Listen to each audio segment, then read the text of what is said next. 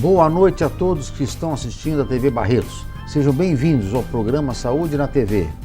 Hoje o assunto que iremos falar é sobre problemas na área da otorrinolaringologia. E o convidado desta noite é o Dr. Marco Correia. Boa noite, Dr. Marco. Boa noite, Dr. Munir, e queria agradecer o convite. É um prazer muito grande estar aqui. Obrigado por ter aceito o nosso convite. E a especialidade do Dr. Marco Correia é otorrinolaringologia, né? Agora me explica, uma palavra tão grande parece estar xingando a gente, né? Otorrinolaringologia. O que significa? Fala para nós. Nome difícil, né? Difícil. Mas ele pode ser abreviado como ORL, mas na verdade é o nome de uma especialidade que abrange nariz, ouvido e garganta, né? Então, oto de ouvido, rino de nariz, laringologia pega laringe, faringe, né? A parte da garganta, como eles dizem.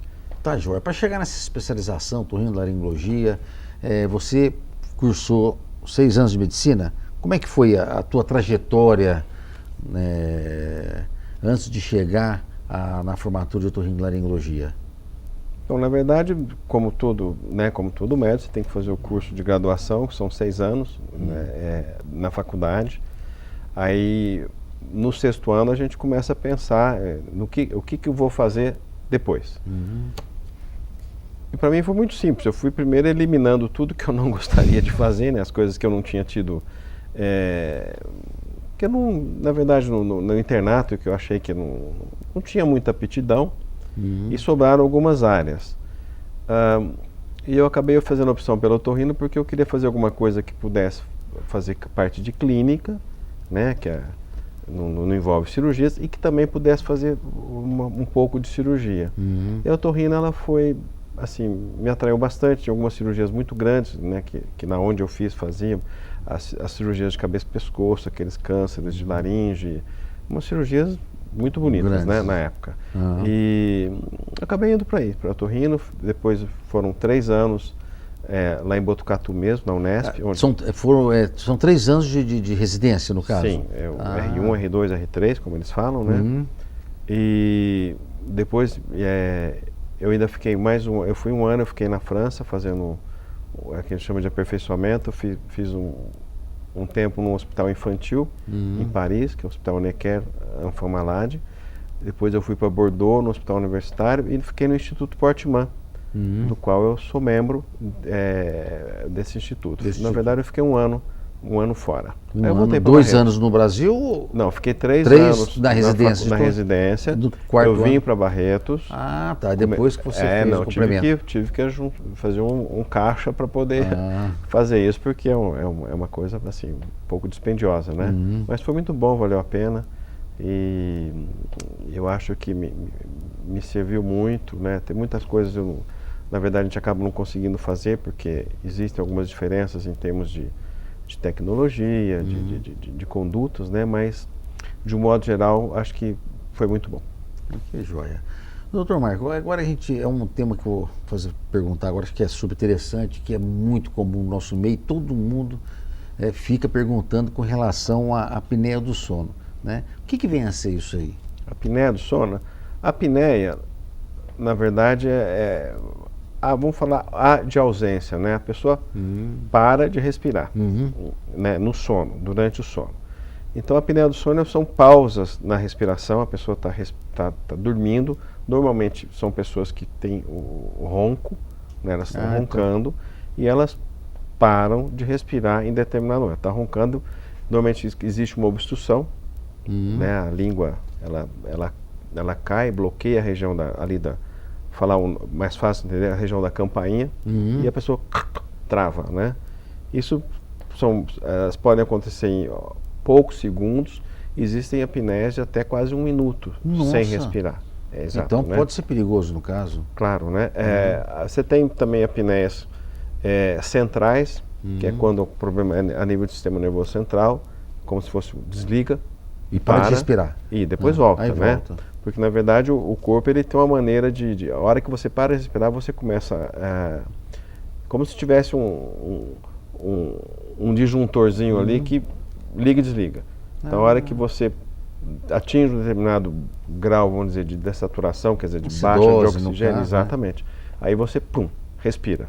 O organismo é um mecanismo de defesa do próprio organismo. Você volta a respirar. Então, tá. assim, como se você pegasse no tranco. Né? Para quem está do lado da pessoa que está roncando e fazendo a apneia, é uma coisa meio assustadora. A pessoa acha que aquela pessoa que está roncando vai morrer. Né? Para de respirar, normalmente cutuca. Essa é a sensação, né? Fala, pronto, é agora, né? E a pessoa volta a respirar.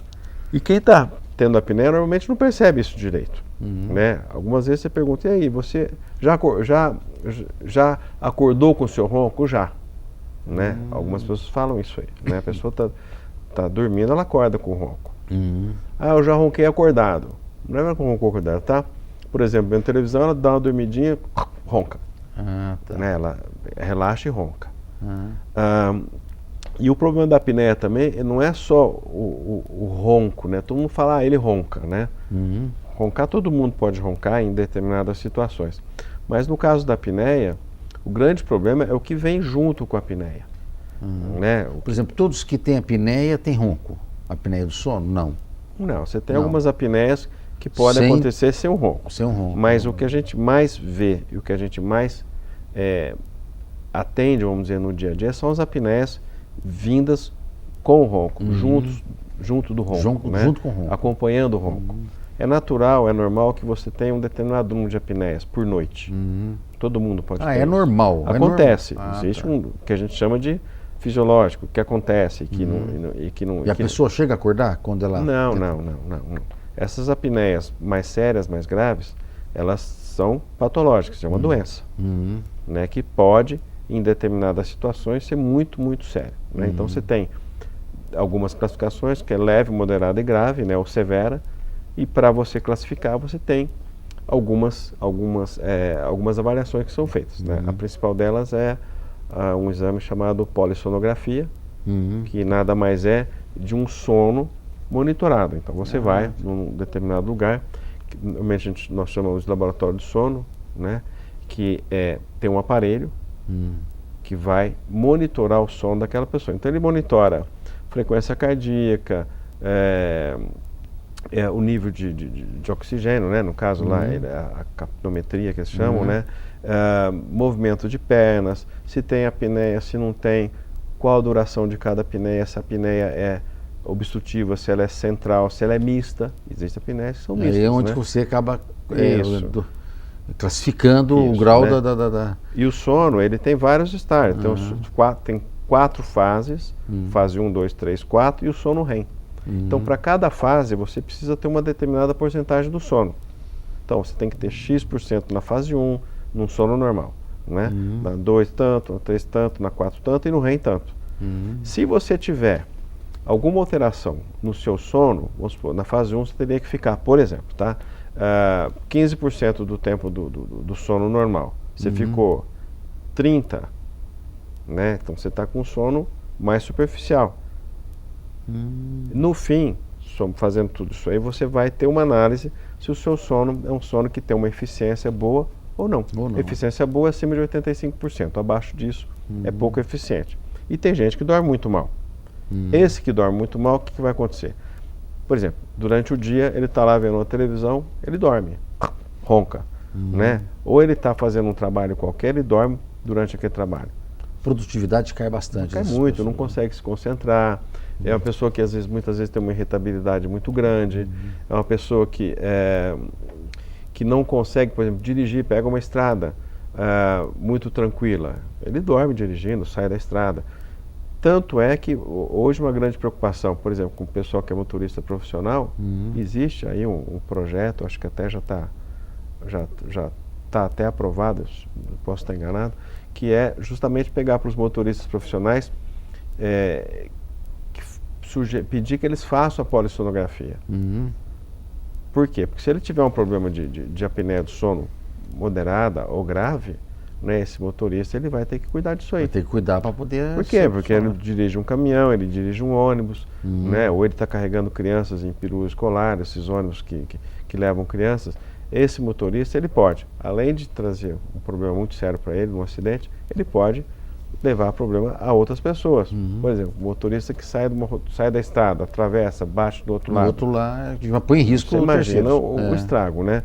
E isso é uma coisa que preocupa muito. Interessante, isso, né? Tem sim. uma lei obrigando a fazer isso aí. Claro, operadores de máquinas, né? A pessoa que trabalha numa indústria, numa máquina Que exige muita atenção, Sim. já começa a ter complicação. pode ter problema. Né? Isso E, aí- obviamente, deve ter acidente muito relacionado a esse distúrbio, né? Tem. Com certeza. Não, tem sim. E é comum no nosso meio? É, É comum? muito. No consultório, no dia a dia, você... Sim, aparece tem- muito com a é. gente, com os pneumologistas, né? Uhum. Às vezes você pega, às vezes os cardiologistas que pegam pacientes que estão tendo arritmias e você vai ver se a pessoa está tendo problema durante a noite, durante o sono, né? Com crises de apneia. Uhum. Mas o paciente de apneia ele tem um perfil, né? Lógico, não é sempre assim, mas você tem um perfil. Pessoa que está com peso acima do ideal, né? Normalmente então obesos. já- Você vê É pessoas que eu sou mais... tem predisposição maior de apresentar isso, a tem apneia do sim, sono. né? Os obesos, Você pega pessoas, por exemplo. tabagistas também, ou não? Não Alcoólatra. sempre, mas tem. Ou pessoa que bebe sim, porque o álcool.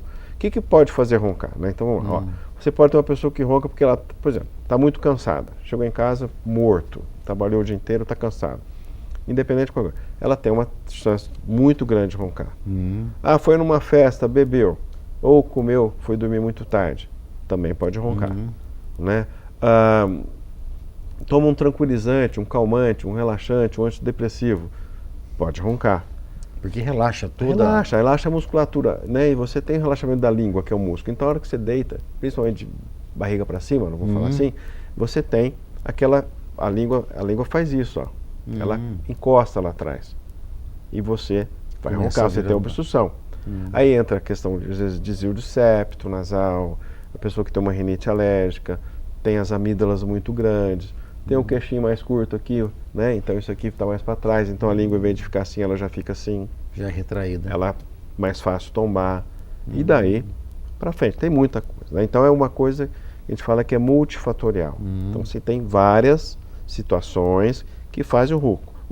Por isso você tem um negócio chamado síndrome da apneia, o nome é feio, hipopneia obstrutiva do sono. Nossa. Síndrome quer dizer que tem muitos Muitos fatores fatores. envolvidos. Então não dá para tratar um só.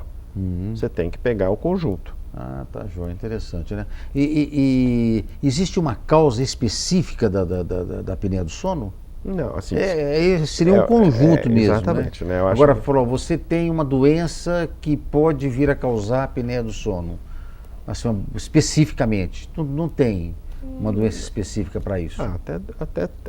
Até pode ter, sim. Eu não, mas o que eu costumo mais ver a nível de clínica no consultório são aquelas pessoas que têm mais de uma causa, não tem uma causa específica, Tá né? certo. Mas se você pega aquelas pessoas que têm, por exemplo, problemas neurológicos sérios, né? Tá. Que com Já pode. isso, com hipotonia muscular, essas pessoas elas têm Vai ter. apneia por conta daquilo. Então, na verdade, é um relaxamento da musculatura aqui da garganta, da língua, onde que a pessoa vai apresentar a apneia, o ronco e a apneia. A obstrutiva é nessa região. O que é onde obstrutiva? Você tem um bloqueio ali naquela região. O ar tem dificuldade de o ar Isso, entrar para o pulmão. ele não consegue passar por ali. Então você, com a língua bloqueando lá atrás, o ar que entra pelo nariz também não consegue, tem que passar por ali. E nem respirar pela boca, porque a língua tá alta, né? Tá certo. Agora, a pessoa, assim, puxa, eu tenho apneia do sono. Assim, como é que ela pode suspeitar? A própria pessoa, ela consegue suspeitar? Ou é a companheira que vai... Normalmente alguém entrega, né? Alguém Fala entrega. Essa coisa acontece, às vezes vai o marido e a mulher, ele fala assim, eu tô aqui por causa dela. Né? Aí você fala, mas o que está acontecendo? Ela fala que eu ronco. E a reclamação porque ronca, né? Normalmente eles vão por conta do ronco, né? Mas aí você começa a conversar, você vai ver que não é só o ronco. Né? O ronco é o que incomoda, o ronco é o que perturba, o ronco é o que não deixa o companheiro ou a companheira dormir, né? Mas e o que a gente vê também é que a mulher é muito mais tolerante do que o homem. Com relação à questão do ronco, né? Porque às vezes o homem ronca muito, né?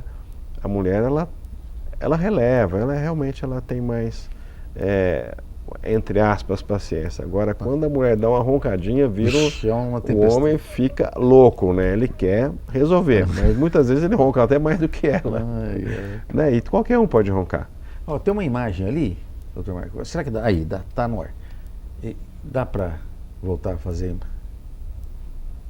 Aí, ela tem alguma coisa a ver? Tem ali a úvula, né? Lá em cima. A úvula, ali a língua, né? Isso. É onde que faz a compressão. Ah lá, é tá isso, vendo? né? O ar, aquele azul é o ar entrando pelo nariz e o azul de baixo é a boca. E lá atrás, na ponta do azul de cima, você tem o bloqueio. É aí onde que vem a fazer o ronco, né? O ronco, na verdade, ele é a vibração daquela parte lá de trás, onde tem a úvula, que é uma parte mole. É na parte da úvula que sai o ronco. Vibra. Inclusive tem uma cirurgia para isso, que chama cirurgia do ronco, que não é indicada para todo mundo, que você tira, inclusive, a úvula. E você aumenta. Ali fica mais firme e você melhora, você alarga, sobe a região da úvula e fica mais firme, né? Para algumas pessoas funciona legal, mas não é para todo mundo. Não é uma boa indicação, assim, não é para qualquer não é um, para né? todo mundo que ronca tem que operar, não. Então tá jóia. Vamos para o intervalinho e já voltaremos. De volta à Saúde na TV, o assunto que estamos falando é sobre problemas na área da otorrinolaringologia. Com o nosso convidado, Dr. Marco Antônio Correia. Estamos falando no bloco anterior com relação à apneia do sono e iremos dar continuidade a esse assunto. Agora, com relação à criança, é comum também criança apresentar apneia do sono? E ao mesmo tempo roncar? Sim, é comum. Mas nas crianças, normalmente a abordagem é um pouquinho diferente, né? Raramente nós passamos, por exemplo, a solicitar o exame de polissonografia, mas o que mais nós vemos nas crianças são relacionados com problemas de amígdalas muito grandes e aquelas que são chamadas adenoides, que as pessoas chamam de carne esponjosa, que na verdade é um nome que criaram em algum momento para ficar fácil de explicar para os pais, tem alguma coisa tampando aí. Né? Então, a amígdala todo mundo sabe o que é, né? Aquelas duas estruturas que ficam dentro da boca, do lado da úvula, do sininho. A adenoide já é igual uma amígdala, vamos falar assim, que fica por detrás da úvula, ou seja, no fundo do nariz. Então você pode ter criança que tem uma hipertrofia, quer dizer, um aumento da adenoide, que bloqueia lá atrás. Tem crianças que têm uma amígdala muito grande. Muito grande, onde que pode... Isso, que a hora que ela deita, aquela amígdala tomba, a língua sobe, mais ou menos igual a de um adulto, né? Aquela questão da língua bloquear, e ronca. E tem criança que tem as duas coisas juntas. Ou uma ou outra e a adenoide, né? Às vezes a mãe chega e fala, meu filho tem adenoide, a minha filha tem... todo mundo tem, né? Então todo mundo nasce com amígdala, todo mundo nasce com adenoide, e alguns vão ter problema. Nem todos precisam fazer algum tratamento, por exemplo, mais radical como uma cirurgia, né? A gente sabe que conforme eles vão crescendo, nem sempre essas estruturas crescem junto com o resto. Então, por exemplo, você tem uma adenoide que hoje ela é muito importante numa criança de 2 anos, né? E essa criança vai crescendo, todo aquele espaço começa a aumentar e a adenoide, assim, não acompanha, não cresce proporcionalmente. Então ela passa a ficar num espaço maior, não tão grande assim, ela não é tão grande. Então ela não obstrui tanto. Então normalmente o que a gente tenta, lógico, naquelas situações que dá para se fazer isso, é tentar fazer algum tratamento clínico com remédios, né? Para ver se essa adenoide fica pelo menos parada e a criança começa a crescer e ela... Dá tempo para ela crescer e ela ficar na proporcionalidade menor, né? Isso, ela não ocupa tanto espaço e a criança para de respirar tão mal. A partir dos 12 anos, essa adenoide ela vai praticamente sumir, ela começa a regredir. Por exemplo, o adulto não tem mais adenoide. O adulto tem outros problemas, mas não tem mais adenoide. O adulto continua com as amígdalas quando ele não operou, lógico, né? Não teve problema, e a adenoide some. Né? Se você tem um diagnóstico de uma criança com uma amígdalas grande, uma adenoide já causando, você tem um diagnóstico, faz seu exame lá físico, o exame clínico e tal, e tem um diagnóstico do adenoide ou amígdala, ou os dois, causando ronco nessa criança, né? Então a conduta no caso é tentar levar até 12 anos de idade, onde que vai ter diminuição da adenoide, seria isso? Não. Ou indica, no caso, uma amigdalectomia, tirar a amígdala ou tirar a adenoide, é uma indicação cirúrgica? Sim, mais ou menos, né? Por exemplo, se você tem uma criança que ronca muito, tem criança que o pai chega e fala, tá roncando mais que adulto, né? Eu escuto lá não sei da onde. E você pega essa criança também, uma criança às vezes que também é muito irritada, uma criança que que os pais, às vezes tem pai que filma a criança dormindo. Aí você vê a criança ronca, chega a fazer apneia algumas vezes, né? E você olha, ela tem 2 amígdalas enormes, tem uma adenoide muito grande. Não dá para esperar até os 12 anos. Ah, tá. Né? Aí você já Sim, tem uma indicação. Claro, o pediatra está acompanhando, né? O pediatra normalmente conhece muito bem essa criança. Né? E os pediatras, eles sempre vão tentar um tratamento clínico, e a hora que eles veem que a coisa não está caminhando muito bem, eles acabam encaminhando para o otorrinolaringologista. Já, né? Então, quando chega uma criança dessa para o otorrinolaringologista, que já tem aquele acompanhamento com o pediatra, né? A gente já sabe que essa criança, ele já tentou de tudo. E está tendo sintomas. Para tentar resolver, né? E aí, praticamente nesses casos, a conduta passa a ser cirúrgica. Já está tendo um comprometimento né? de aprendizado na escola, irritabilidade. E às vezes você pode ter também, por conta da adenoide, que fica ali atrás da úvula, e na saída de 2 canais que ligam o nariz ao ouvido, que é a tuba ou trompa auditiva, né? A adenoide, ela bloqueando aquela região, você pode começar a acumular catarro dentro do ouvido, atrás do tímpano, uma região chamada ouvido médio.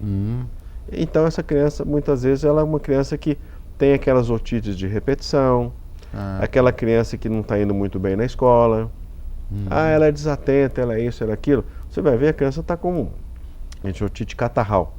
Mas vai doer? Nem sempre dói. Né? Só vai doer se aquele catarro virar pus, né? Vamos falar assim, se aquele catarro passar a ser uma secreção infectada, aí vai doer, dói mesmo, né? Então você pode também, como uma complicação de uma adenoide muito aumentada, otite de repetição, essa otite catarral com diminuição da audição, aquela criança que põe a televisão muito alta, que fica né? Você chama, ela não escuta direito, né? Isso começa a repercutir no dia a dia dela. Por exemplo, se for uma criança que está em idade escolar, ela vai ter um aproveitamento ruim na escola.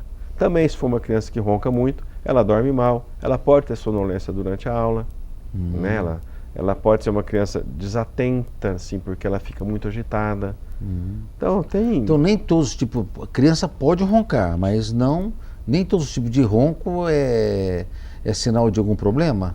Não, veja, tem criança que brinca o dia inteiro, ela está muito cansadinha, vai dormir, ela ronca. Vai roncar, é normal. Acontece, não né? é anormal, não é uma coisa normal. Não, o anormal é quando o negócio está muito forte. Assim, como é que os pais chamam atenção para os pais? Veja, aquela criança que ronca todo dia. Roncar de vez em quando, eu vou roncar, você vai roncar, todo mundo ronca, né? Um pouquinho. Não tem nada demais isso, né? Mas são algumas situações muito pontuais. Aquela criança que ronca todo dia, ronca alto, que chega a incomodar, que chega, por exemplo, preocupar, assustar, essa tem que procurar ver o que está acontecendo. Né? Mas ronca todo dia? Não, só quando está gripada. Isso é uma coisa. Que é outro problema. Quando você está gripado ou resfriado, no caso da criança, a adenoide, ela incha. Que está lá atrás do nariz, ela incha. Acho até que por isso colocaram o nome de carne esponjosa. Parece uma esponja encharcada. Então bloqueia. Então também você não pode avaliar só nessa hora. A ronca sempre? Não, só quando está resfriado ou gripado. Isso é uma coisa. Aí tudo bem. Não, ronca sempre. Mas não é. E quando está gripado ou resfriado? Piora muito. Então ela ronca sempre e piora muito. Piora quando está gripado. Isso. A criança que tem uma adenoide, entre aspas, normal, e é normal porque toda criança tem, né? Ela ronca de vez em quando, né? Agora, a criança que tem uma rinite alérgica, por exemplo, então tem uma estruturazinha dentro do nariz, são os cornetos que a gente chama, né? Inferior, médio, superior. Quando ela está gripada, ele também aumenta um pouquinho o volume, né? Na gripe, resfriado e na rinite alérgica. Então isso também pode atrapalhar um pouquinho. Dificulta a entrada. Sim, e o ronco da origem nasal, no caso. Na verdade é por obstrução, né? Pode ser dentro do nariz ou lá atrás. Aí você acumula secreção, né? Fica aquela sororoca lá dentro que também preocupa. Vai mamar, tá fazendo barulho. Mas o barulho é porque tem um catarrinho parado lá atrás. É um problema? Nem sempre, né? Então tudo assim, tem que ser assim, bem observado, e é muito importante o que os pais contam. Né? Porque os pais eles ficam em cima, eles estão olhando e estão observando no dia a dia. O pediatra está acompanhando, né? Então tem todo... É uma ação de conjunto, né? Não é uma coisa, tem adenoide, opera. ou tem uma adenoide ronca. Porque teve uma época que operava tudo quanto é amígdala, então, mas mudou muito, viu? Acho que o negócio está assim, tá mais criterioso, né? Você não sai operando porque teve uma, duas infecções, né? Hoje as crianças estão indo muito cedo para a escolinha, para a creche, né? Então a gente vê que dentro dessas estruturas, com contato com todas aquelas crianças, você tem muito mais resfriado, muito mais gripe. E a hora que tem esse tipo de problema, você acaba, algumas vezes, tendo alguns desdobramentos. Por exemplo, o nariz fica carregado. Vai respirar por onde? Pela boca. Pela boca. Né? A adenoide fica inchada. Vai respirar por onde? Pela boca. Agora, opera, tá. Vai tirar a adenoide, ela vai continuar na escolinha. E essa criança mais nova, ela tem uma imunidade mais baixa. Ela ainda está entrando em contato com algumas coisas. Cada vez que ela entra em contato com um vírus diferente, vamos dizer assim, ela vai desenvolver alguma coisa. Que pode ser mais ou menos acentuada, mais ou menos grave, mais ou menos importante. Você também vai ter na escolinha aquela criança que nunca tem nada. Tá certo. Aí a mãe chega, mas e aí, o que você dá pro teu filho? Não dou nada. Tá pisando no chão, tá mexendo na terra e não acontece nada. E às vezes tem aquela criança super bem cuidada que vive doentinha. Por quê? É dela, é da criança. Cada um é de um jeito, então não dá para ficar comparando. Você pega uma família com 3, 4 crianças, cada um tem uma história. Né? Você tem 2, 3 filhos, você fala, nossa, mas o Joãozinho não é igual o Zezinho. Não é mesmo. É diferente, né? Então, mas essa coisa bonita do ser humano, né? Cada um, senão tinha um remedinho para tudo, para todo mundo. Né? Não ia nem existir a gente, né, Munir? Médico não ia ter trabalho. Né? E assim vai. Assim, a criança, quando ela vamos supor, ela pneumonia, amigdalite, né? Tá com infecção da garganta. E como a gente acabou de falar, a indicação de tirar as amígdalas, a adenoide, era quase que uma rotina. Né? Aí acabou, né? Não está tanto assim. Né? Hoje tem critério, para ter as indicações junto com o pediatra. Né? Inclusive isso até convence aos pais. Falam, por favor, aí eles acabam até indicando para o otorrino, né? Doutor, por favor, acaba operando. Né? E agora eu te pergunto, com relação à amígdala e adenoide, assim, na criança, qual que é a função que ela tem? Tem alguma função assim de defesa, alguma coisa desse tipo? Tem sim, né? Que possa assim falar, por isso que eu não estou indicando, né? Eu não indico só pelo risco cirúrgico. Tem algum tipo de... Não, a primeira coisa, eu acho que qualquer cirurgia, qualquer uma, né? Na sua área, na minha, né? É uma agressão. Você está agredindo o paciente, né? Você está procurando ajudar ele, mas é um procedimento agressivo, com risco. Então, começa por aí. Então, a gente começa a pesar isso, inclusive. No caso da criança, né? Como eu penso? Eu penso assim, que a criança você tem que dar um tempo para ela. Por quê? Porque ela está se desenvolvendo, ela está em formação, Então, ela muito mais fácil ela se ajeitar do que uma pessoa que é, vamos dizer, mais velha, né? Agora, existe um limite para isso. Se você pega uma criança que teve 5 amidalites no ano, com placas de pus, com febre alta, ela não come, ela não ganha peso, sabe, ela não está desenvolvendo, né? Você, nesse caso, começa a pensar numa cirurgia, sim. Vai ser um benefício, claro. Se pôr na balança, um benefício para as crianças. Tem que pesar, né? Isso aí.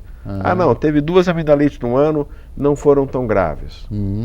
Poxa, será que vale a pena? Será que ela não vai firmar mais ainda a partir do ano seguinte? Não, teve uma que fez um abscesso, precisou internar, precisou drenar.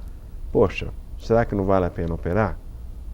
E assim você vai, né, aquele velho ditado, cada caso é um caso, você tem que pesar tudo para cada situação, para cada criança, porque realmente não é a mesma coisa. Né? Com relação à adenoide, qual o tamanho dessa adenoide? Né? Ela está obstruindo muito? Está obstruindo pouco? Está repercutindo a nível de ouvido ou não? Né? E aí você vai tentando achar o que é melhor para aquele paciente. Aí você vai enumerando, vamos dizer, né? Sim, exatamente. Até que ponto o benefício é maior e o risco tem que... E sempre discutindo com os pais, né, que estão acompanhando essa criança, né? Muitos chegam lá, eu vim aqui para operar meu filho. Não é assim, também, não é assim. Né? Eu estou cansado, toda hora está tendo problema. eu sei que isso cria uma ansiedade nos pais, claro, né? Eles estão muito preocupados, né? E hoje os pais, eles trabalham, eles correm muito, né? E tudo isso mexe.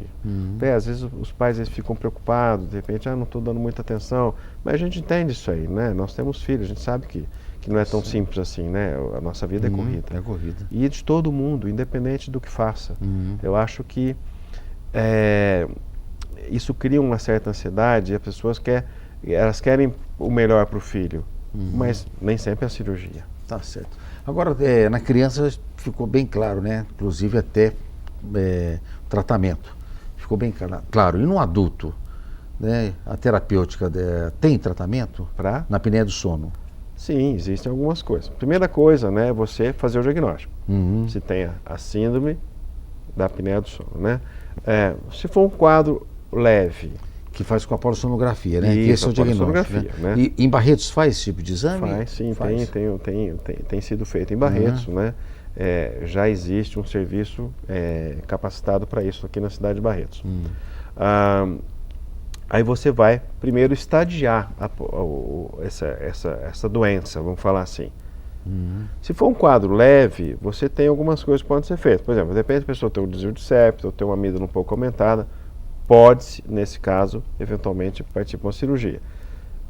Você pode fazer o uso de um aparelho chamado aparelho intraoral para ronco, né? Isso é feito por dentistas, né? Existem dentistas hoje aqui em Barretos, tem gente que faz isso, que trabalham com isso e trabalham muito bem. Esse aparelho, basicamente, ele trava um pouquinho aqui, avança um pouquinho a mandíbula e não deixa fazer esse movimento da língua. E esse aparelho você dorme com ele? Dorme com ele, com ele, né?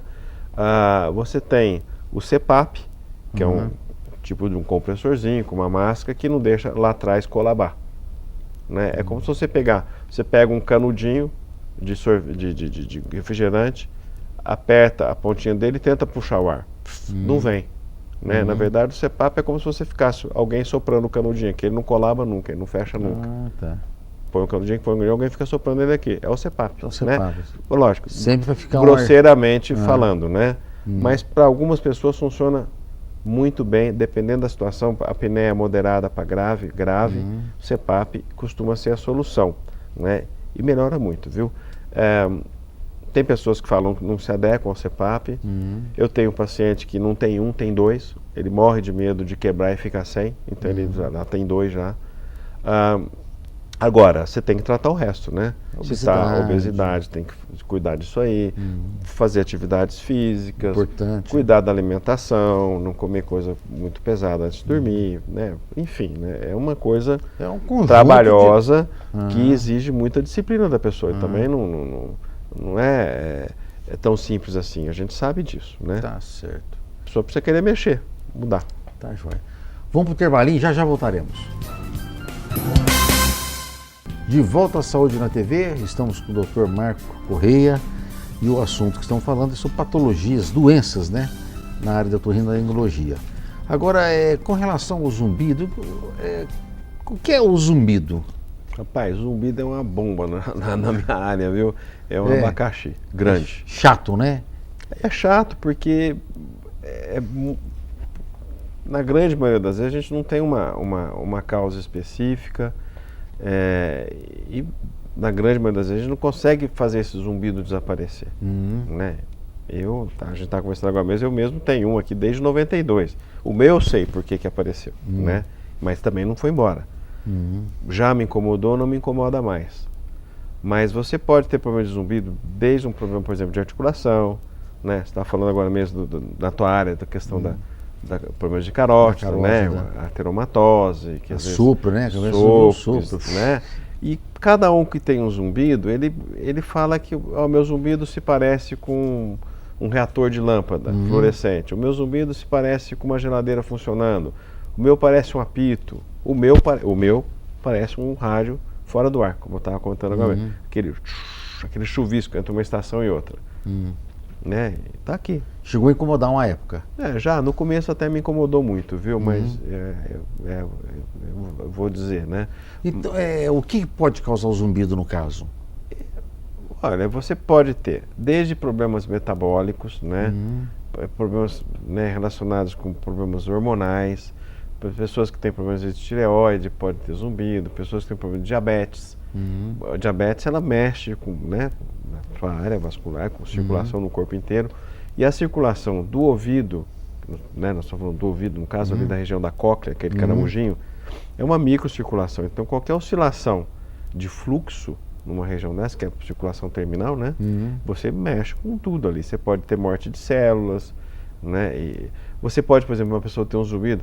Outro dia teve um menino lá que foi numa dessas baladas que teve aqui recente, inclusive. Eu ia perguntar. Né? Ele foi lá, o figurinha ficou do lado da caixa de som, disse lá que era bom. Só que foi essa balada aí, né? Você estava escutando o som do outro lado da cidade, tão alto que estava. Né? E o cara ficou lá, né? Achando que estava bom ali, né? Ficou ruim para escutar um menino de 20 e poucos anos, né? E tá com um chiado lá que provavelmente não vai sumir. Foi por causa disso, ter ficado perto ele do ficou som. muitas horas ali. Né? E outra, que lá danifica algumas células e não tem volta. É irreversível mesmo, né? É. Então a orientação fica, não ouvir Olha, um som muito alto, né? Que não é uma coisa. Desse caso em particular, né? O som é muito alto. Muito, não é pouco, é muito. Né? Aí aqueles foninhos, Walkman, Walkman da nossa época, né? Mas esses MP3, esses iPod que tem por aí, né? Faz mal? Nem sempre, né? Mas se ficar todo dia pondo no último, que você está com ele aí e eu estou escutando o seu som aqui, isso é um problema, lógico, para qualquer um. Tá Né? certo. Agora, tem pessoas que têm predisposição, por exemplo, uma pessoa que trabalha num lugar muito ruidoso, numa indústria, ou trabalha com uma máquina e não se protege, fica exposto a ruído por muito tempo sem se proteger, essa pessoa pode ter um zumbido, além de perda de audição. Né? Por quê? Por exposição ao ruído, que é a famosa perda auditiva induzida pelo ruído, que é uma doença ocupacional. Né? Então ela pode ter, acompanhando a perda de audição, um zumbido, um chiado, né? Qualquer coisa do tipo, né? Que vai acompanhá-la pro resto da vida. E isso, né? Se você conversar com quem tem zumbido, a pessoa vai falar para você assim, é sempre do mesmo jeito? Não, ele muda. Muda como? Se a pessoa, por exemplo, ela está mais agitada, ele piora.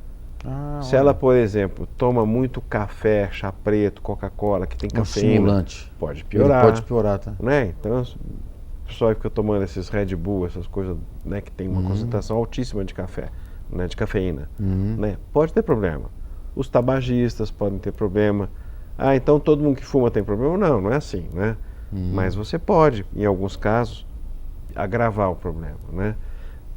Outras coisas que podem dar zumbido, traumatismo de crânio, a pessoa cai e bate a cabeça, né? Se ela bate a cabeça e tem alguma fratura nessa região, pode ter como uma das consequências desse trauma, zumbido.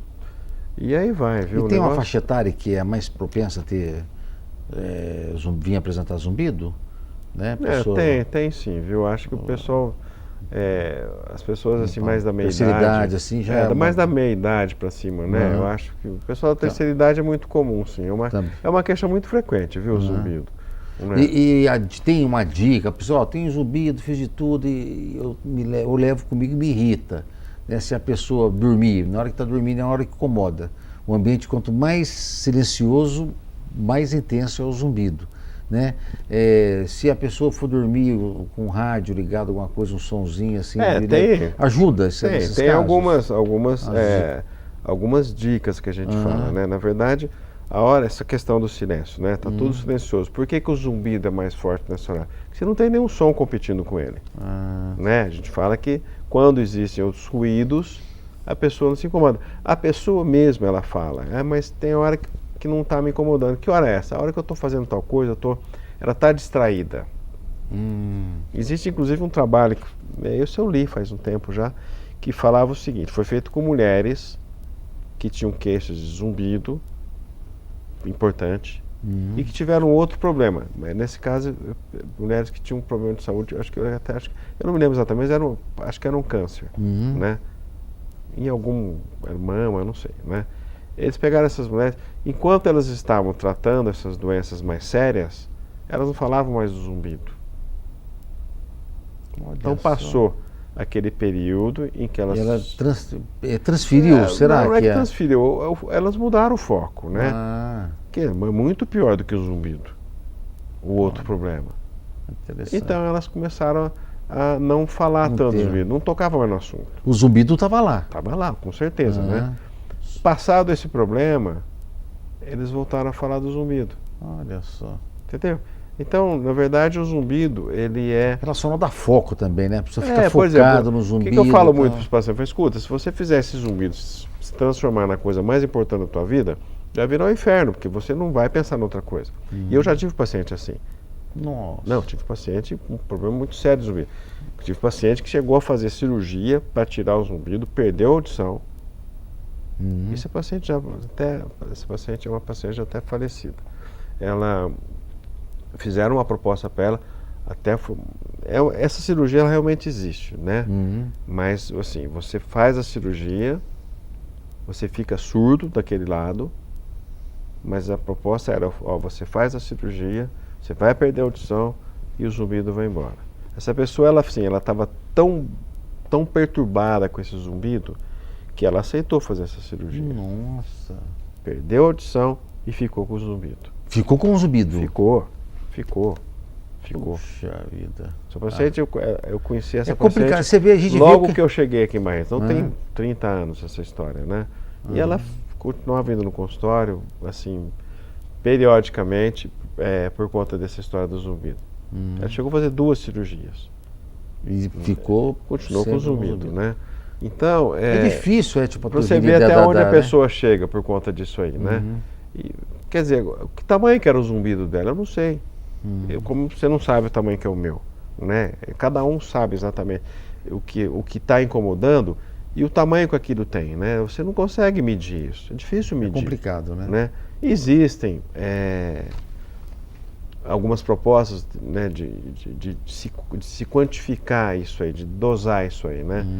Existe, como eu estava comentando com você agora mesmo, existem alguns serviços aqui no Brasil, né? Existem até uma professora lá em São Paulo que trabalha só com isso, né? A vida dela é mexer com zumbido, né?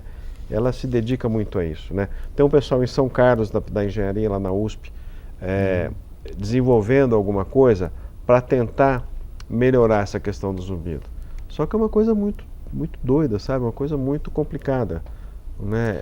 A origem do zumbido é complicado. Como é que você vai saber que o zumbido é em decorrência de tal fator? Dá. É complicado, Não, né? você não tem. Alguns casos, sim. Por exemplo, você pega uma pessoa que tem, por exemplo, um problema sério de um diabetes descompensado, um problema circulatório sério. Algumas vezes você consegue, melhorando isso, atenuar o zumbido. Isso acontece, né? Agora, é sempre assim? Não. Existem alguns medicamentos que melhoram o zumbido, que podem amenizar, que podem diminuir a intensidade, mas não funciona para todo mundo. Ali é a cóclea, né? Aí o som indo para a área do ouvido, que é a área do processamento auditivo. A cóclea é onde que pode. Aquele Ali é azulzinho. mais relacionado. Pode estar relacionado ao zumbido ou mais do... Não, a cóclea, tá vendo o som passando pela cóclea? Sei. Tá. Ele está dando volta ali, ó. Ali, normalmente, é onde você tem zumbido. Mas você pode ter zumbido por um problema, por exemplo, de uma região do ouvido chamada estribo, que é o ossinho, porque o som entra, bate no tímpano, no martelo, bigode, estribo. O estribo, às vezes, ele está fixo, ele é assim, ó. Ele está fixo e ele não faz esse movimento. Porque aqui embaixo fica com cálcio, chama otosclerose. E pode ter um zumbido por... Pode. Só que você tem uma audiometria com uma perda de audição, que a gente chama de condutiva. Por quê? Porque o som não está sendo conduzido. Puxa. Aí você tem uma cirurgia aqui. Você tira o estribo, põe uma prótesezinha ali, né? Chama estapedectomia ou estapedotomia, e você fica sem um zumbido. Para esse caso. Esse caso especificamente dá certo. Né? Sim. Né? E nesse caso, além de ficar sem o zumbido, você melhora a sua audição quase que 100%. Quando acontece isso? Nessa situação, por otosclerose. Né? Só nesse caso. Quando você tem otosclerose, é muito mais frequente nas mulheres do que nos homens, né? Existem mulheres que na gravidez piora a otosclerose, aí é uma questão hormonal, né? Bem complexa, né? Porque se aumenta a deposição de cálcio. Então tem mulher, estava bem, foi só engravidar, eu comecei a escutar mal e estou com zumbido. Você vai ver lá tem uma otosclerose. Esses casos, eles são aqueles casos bons, né? Que você com a cirurgia resolve. É 100%? Lógico que não, né? Não tem cirurgia 100%. 100%, né? não tem jeito. Não tem, mas a gente vê que tem uma porcentagem muito grande de bons resultados. E é um alívio para a pessoa nossa, também. O paciente Né? dá pulo dessa altura de alegria, né? Tá escutando bem sem o zumbido. Duas coisas boas. Duas. Vamos no intervalinho, já voltaremos.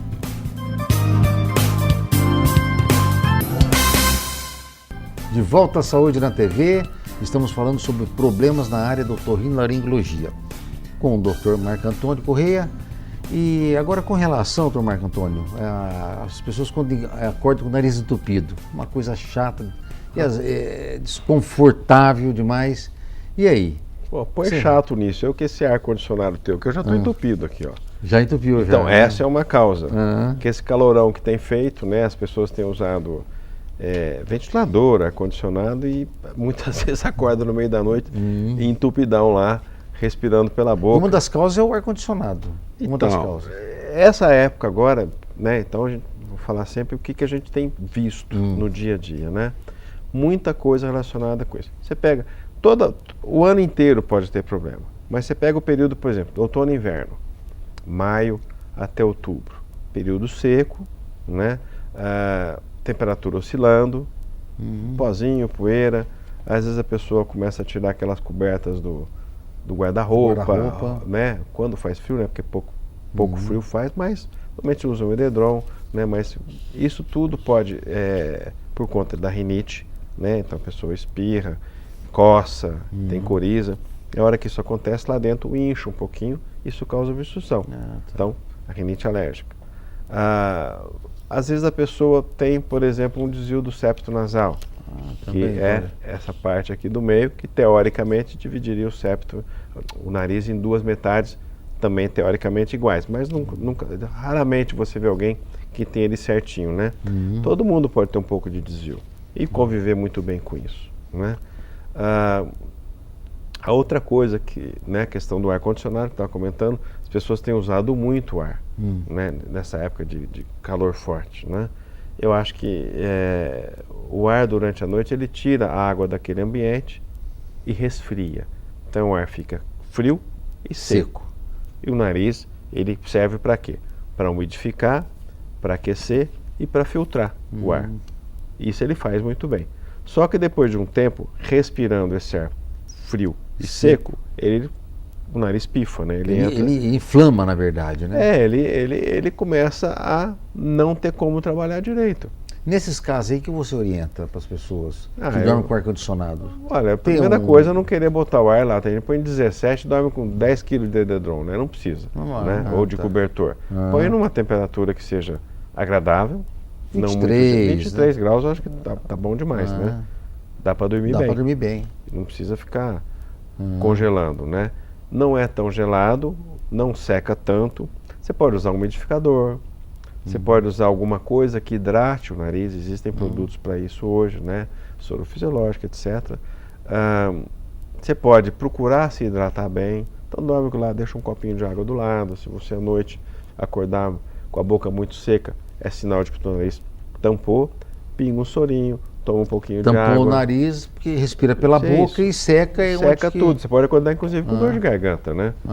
Vai engolir até a saliva, dói. Você pode usar um umidificador, né? Eu acho que o umidificador tem muita conversa em cima do umidificador, mas ele funciona. Resolve, né? Ajuda muito, viu? Resolve. Você não pode botar um umidificador virado para uma televisão, que vai dar pane na televisão. Equipamento elétrico, não pode, né? Você não pode deixar o umidificador ligado com aquele vapor caindo em cima do teu corpo. Por quê? Porque você vai corpo úmido à noite, o ar ligado, você vai arrumar outro problema. Então ele tem que umidificar, não é molhar você nem molhar o ambiente, não para você. Funciona, né? Viu? É uma coisa que eu acho bacana que eu acho que resolve bem. E ele também faz a temperatura cair. A hora que ele está umidificando o ar, a temperatura desce um pouquinho. Então também ela ajuda ajuda também nesse Claro, aspecto. sempre ajuda. Então Sempre tá ajuda. joia. Agora, a pessoa que tem uma virose, resfriado, ela dá obstipação também. A obstrução? Da obstrução nasal, sim, né? sim. Também, né? Nesse caso, ela dá uma congestão, né? Aham. Porque existe secreção, existe o inchaço do nariz, que a gente chama de edema, lá dentro, né? Então fica tudo muito apertado, ela fica fanhosa, ela fica com aquela voz anasalada, às vezes fica escorrendo, né? E daí você pode, por exemplo, né, como uma complicação, um desdobramento disso, fazer até uma sinusite, ou otite, Pode chegar. porque está tudo ligado, né? Tem tá. canalzinho para tudo aqui. Ah. Pode dar uma conjuntivite, ficar, como diz o outro, ficar remelando ou acordar com o olho pregado, né? Porque tem o naso lacrimal, tem o canal que liga com o ouvido, o nariz. Então, se der uma complicação, ela pode jogar pro olho, sinusite. Pode. E dar uma otite, né? Está tudo interligado. Claro, toda vez acontece isso? Não, são evoluções que a gente chama de desfavoráveis, né? Começa com uma gripe, uma simples gripe e desdobra para outro problema. Normalmente, os resfriados e as gripes, que são viroses, elas têm uma evolução, assim, tranquila, né? A não ser em alguns casos. Você pega, por exemplo, as crianças muito novinhas, os idosos, né? São as pontas que a gente chama, né? São as pessoas mais vulneráveis no caso das viroses, né? De terem complicações. Mas mesmo esses, eles costumam ter uma evolução boa. Você pega pacientes que são imunodeprimidos, que têm doenças que dão imunodepressão, quer dizer, tem uma defesa, entre aspas, tá? Muito baixa, deficitária, eles não respondem rápido. Então as pessoas elas são mais fragilizadas e às vezes uma coisa que uma pessoa que não tem problema é muito fácil, muito simples, para essa pessoa pode ser uma coisa um pouco mais complicada, mais trabalhosa. E assim, lavar o nariz com soro fisiológico ajuda bastante? Sempre ajuda, né? Eu acho que é um hábito, vamos dizer, se a pessoa criar um hábito, muito bom. Eu tenho pacientes que lavam o nariz com seringuinha, com soro há anos, que lá atrás eu comentei, faça isso, né? A pessoa não fez, não largou mais. E não tem contraindicação. Não tem. Não. Não é diferente, é aqueles vasoconstritor. Não, aquilo lá não pode, né? E qual o risco que ele pode vir causar a pessoa que usa esses Olha, isso aí você pode, por exemplo, descongestionante nasal com... Você pode provocar, se a pessoa for uma pessoa que tem problema de hipertensão, por exemplo, você pode ter um pico hipertensivo. Com né? o próprio descongestionante nasal. Descongestionante. E tem alguns que são, né, que você acha na farmácia, tem uns até que tem liquidação, o cara compra 2, leva 3. Não, tem uns negócios bravos aí, viu? E aí, no caso, tem a pessoa que dá uma dependência, tem uma dependência, acaba tendo, né? Não, a pessoa que usa isso assim por muito tempo, ela está no bolso, ela está na bolsa, está no porta-luva do fica carro. sem. Não fica. Ele acorda à noite e vai procurar uma farmácia aberta. Nossa, se ele não tiver chega nesse ponto. Chega. E como é que o otorrino atua nesses casos aí? Porque é prejudicial. Né? Você tem que reeducar ele a desmamar, vamos dizer, e não está usando isso aí. Isso? A palavra é essa mesmo. Essa é a palavra, desmamar, né? Porque na verdade é uma droga. Você cria uma dependência. A cabeça do cara não consegue pensar e ficar sem. E tem o corpo que pede. Então, tem essa parte de dependência. Sim, né? Tem a dependência né? Física daquilo. Então, essa pessoa, ela tem, primeiro, tem que querer parar de usar esse medicamento. É que nem fumar. Como é que você para de fumar? Parando. E a pessoa que quer parar, no caso, de usar o descongestionante nasal, tem outras maneiras dele tentar fazer a mudança disso, como, por exemplo, usar a lavagem das narinas com soro. Algumas vezes, o que a gente pode fazer? Depende do paciente. Tem pessoas que são muito, muito determinadas, você vê que aquela pessoa ela vai parar. Tem paciente que fala, é para parar? Então eu vou parar. E para. Né? Então, tem alguns que você vê que essa pessoa tem segura. Não sei. Né? Essa pessoa precisa dar uma lapidada melhor. Você pode começar, por exemplo, diluindo o medicamento. Pega um frasquinho desse com outro frasquinho desse vazio, que você vai pôr soro, mistura, volta para os dois. Então você vai ter 2 frascos, 50% de cada um. Olha, dos dois. É uma maneira de desmamar. Aí você usou esses 2, sobrou 2, não sobrou? Põe soro nos 2, pega um novo do produto, joga os 3 num vidrinho, Tá certo. mistura, volta, você tem 1/3. de 2/3 de soro, 1/3 de medicamento. E vai. Aí se demorar, não tem problema. Você vai reduzindo. Junto disso, você entra com outros medicamentos que são para manter o nariz melhor, né? Que a gente usa para rinite, o soro mesmo, né? Eventualmente algum antialérgico por boca. Você tem que ter também o antialérgico. Né? Às vezes geralmente alérgico, na maioria das vezes, né? Normalmente começa por uma besteira, né? Teve uma crise de alergia, teve uma gripe, um resfriado, começou a usar, aí gosta do remédio, apaixona pelo remédio, não larga mais, né? E não consegue deixar. E fica muito inseguro. Eu vou morrer dormindo, eu vou morrer sufocado. Não é assim, né? E são pessoas às vezes mais ansiosas, e que você tem que tentar fazer ela largar aos poucos. Tá, joia. Doutor Marco, chegou ao fim nosso programa. Gostaria que você fizesse suas considerações finais. Não, eu quero agradecer mais uma vez a essa oportunidade, né? Passou muito rápido, né? E eu espero que as pessoas tenham entendido algumas as colocações e espero ter ajudado. Obrigado pela sua participação. Infelizmente terminou porque tem tanta coisa aqui para conversar, né, que a gente fica até amanhã conversando. Obrigado, parabéns pela didática. Todo mundo tirou um enorme proveito com a sua explicação. Muito obrigado a todos que estão nos assistindo, pela audiência. Até a próxima quarta-feira. Tchau.